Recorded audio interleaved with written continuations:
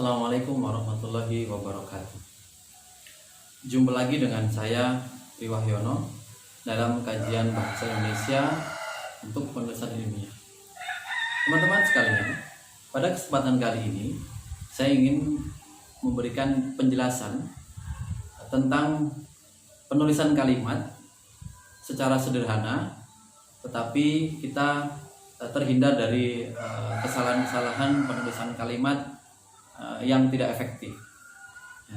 Saya akan menyampaikan beberapa trik menulis kalimat sehingga kalimat yang kita tulis tidak dikategorikan sebagai kalimat yang tidak efektif. Nah, satu hal yang perlu kita ketahui bahwa pola dasar kalimat yaitu terdiri atas komponen wajib berupa subjek, kemudian predikat. Nah, komponen wajib subjek predikat ini memiliki unsur pengembangan yang dapat berluas menjadi kalimat tunggal atau kalimat majemuk. Nah, secara sederhana kalimat yang mudah ditulis adalah kalimat tunggal, yaitu memiliki satu subjek, satu predikat. Jika predikat tersebut membutuhkan objek, berarti memiliki satu objek. Namun demikian teman-teman, saya sering menemukan tulisan-tulisan baik itu dalam bentuk tugas maupun analisis kalimat, masih banyak tulisan yang ditulis dalam bentuk kalimat majemuk. Nah, ketika kita menulis kalimat majemuk, maka kita harus dapat memperhatikan apakah kalimat tersebut termasuk kalimat yang mudah dipahami atau kalimat tersebut sebaliknya sulit dipahami oleh pembaca.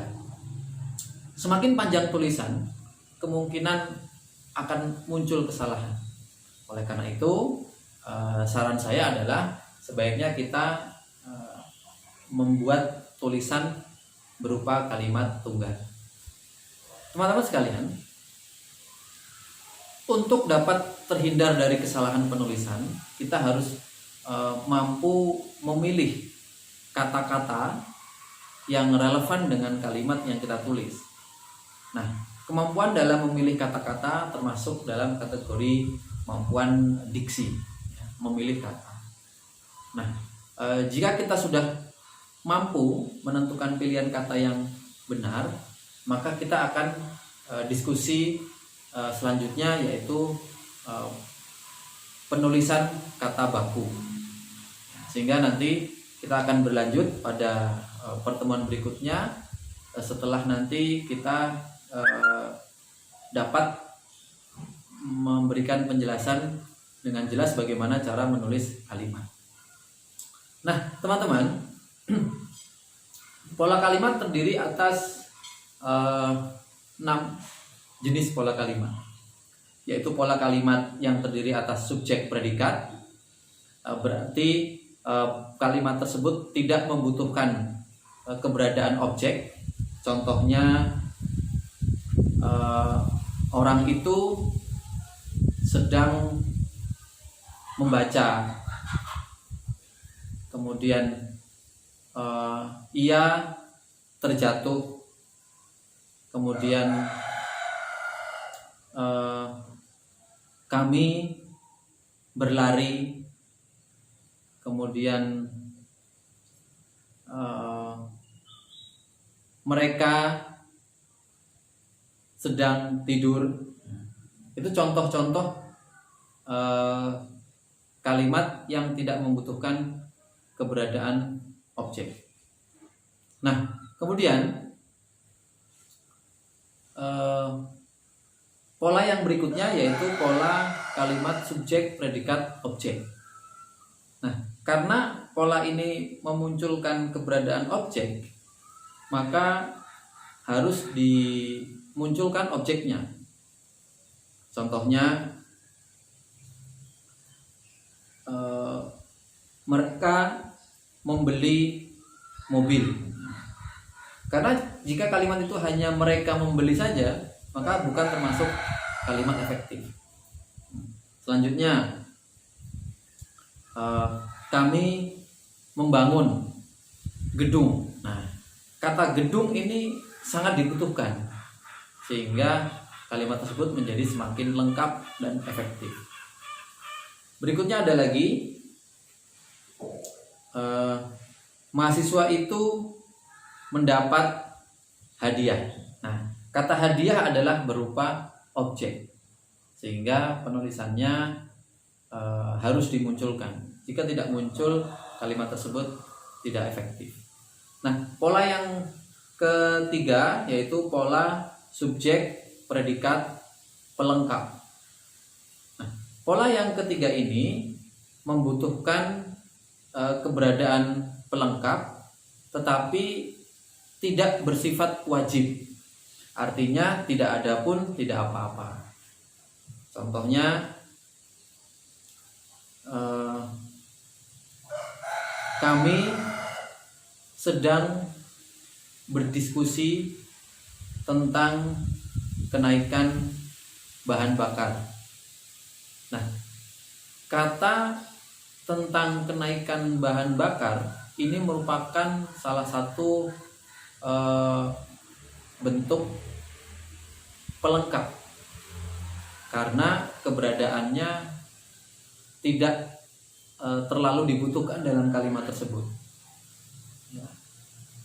Kami sedang berdiskusi, itu sudah cukup. Nah, kemudian berikutnya adalah contoh penulisan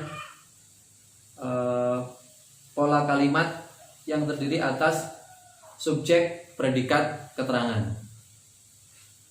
Yaitu kalimat tersebut tidak memiliki objek, tidak memiliki pelengkap, tetapi memiliki unsur wajib subjek, predikat, ditambah keterangan. Contoh, kami tinggal di desa. Kami subjek, tinggal predikat, di desa, keterangan. Kemudian selanjutnya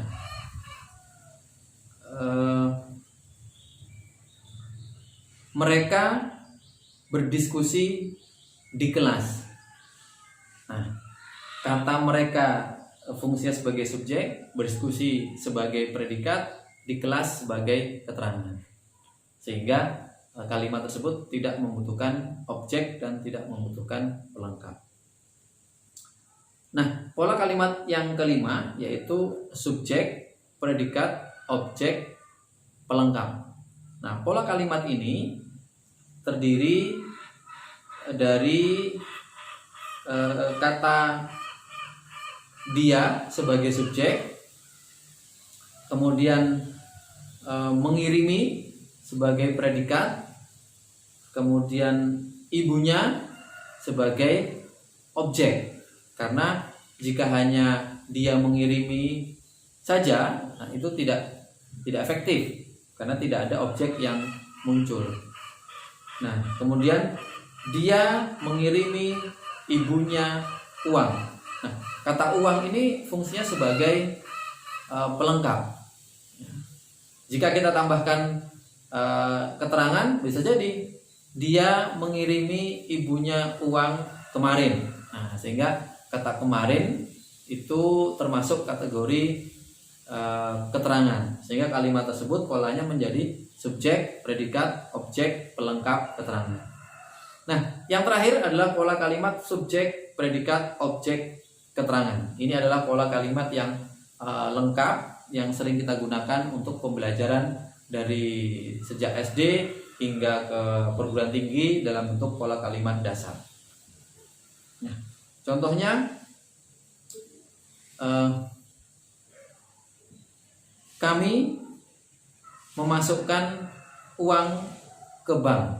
Ya, kami subjek memasukkan predikat uang, objek ke bank, keterangan.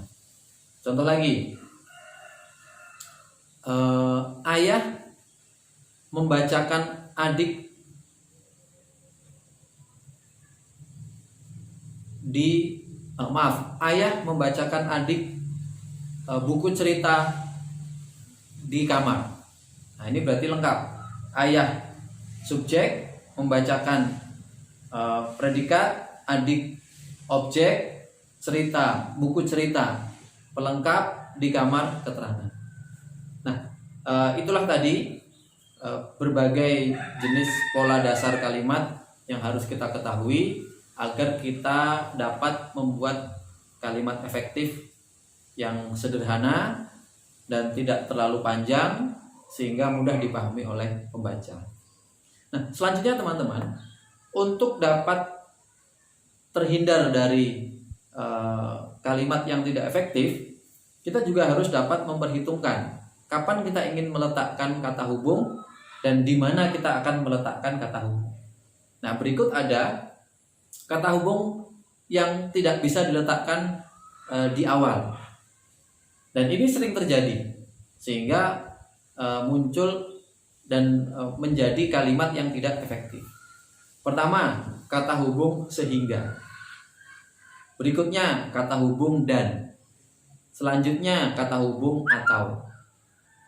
Berikutnya kata hubung tetapi. Kemudian kata hubung bahwa, kata hubung melainkan, kata hubung maupun, kata hubung sedangkan, kata hubung maka, kata hubung yang.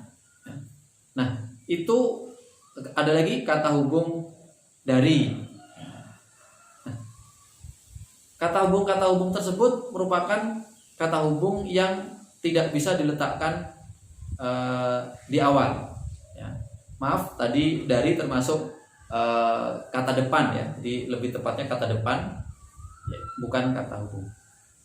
Nah, kata hubung tersebut hindari meletakkan kata hubung tersebut di bagian awal kalimat. Selanjutnya kata hubung yang dapat diletakkan di depan, ya, dan tidak bisa diletakkan di tengah, yaitu kata hubung namun.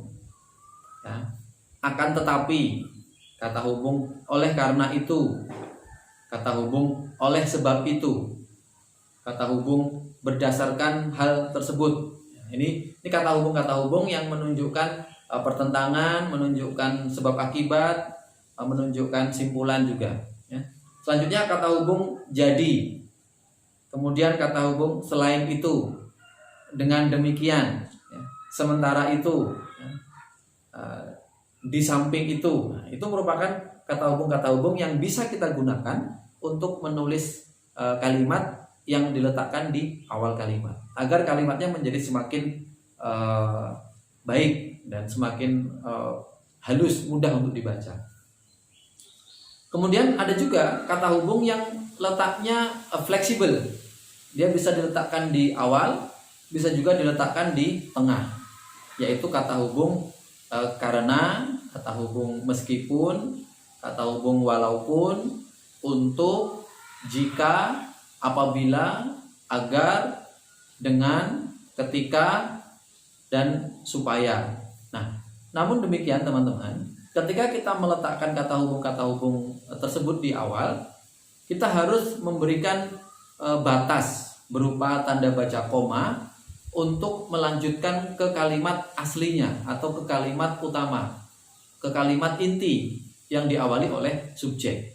Jadi kalimat yang diawali oleh kata hubung di awal tersebut fungsinya baru berupa keterangan, sehingga setelah koma harus dilanjutkan ke kalimat utuh, kalimat inti yang diawali oleh subjek, sehingga kita tidak hanya meninggalkan kalimat tersebut sebagai satu kalimat. Contohnya, meskipun hari ini hujan deras, kemudian kita beri titik, kalimat itu tetap tidak efektif meskipun diawali oleh konjungsi berupa kata hubung meskipun, tetapi kemudian tidak dilanjutkan ke subjek berikutnya, sehingga kalimat tersebut bukan termasuk kategori kalimat yang efektif.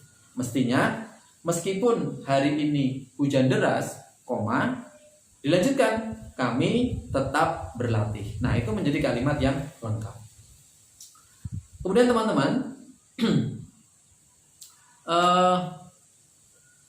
kalimat-kalimat yang menggunakan variasi berupa kata hubung juga bisa menggunakan kata hubung yang berkorelasi antara satu kata hubung dengan kata hubung yang lain. Contohnya kata hubung tidak hanya dilanjutkan dengan tetapi juga. Kemudian kata hubung bukan hanya dilanjutkan dengan melainkan. Kemudian kata hubung baik dilanjutkan maupun. Kemudian kata hubung antara dilanjutkan dengan dan. Kemudian kata hubung yang lain lagi, tetapi dia harus berdampingan, terdiri atas. Nah, kira-kira seperti itu. Nah, demikian teman-teman, sekilas diskusi tentang penulisan kalimat efektif yang diawali menggunakan pola kalimat dasar dan kemudian dilanjutkan dengan membuat kalimat dengan variasi penggunaan kata hubung. Yang jelas teman-teman, kita harus dapat memastikan bahwa kalimat yang kita tulis itu adalah kalimat efektif sehingga mudah dibaca dan mudah dipahami oleh orang lain. Nah, sekian informasi yang dapat saya sampaikan, semoga bermanfaat. Sampai jumpa lagi pada kesempatan berikutnya. Terima kasih. Wassalamualaikum warahmatullahi wabarakatuh.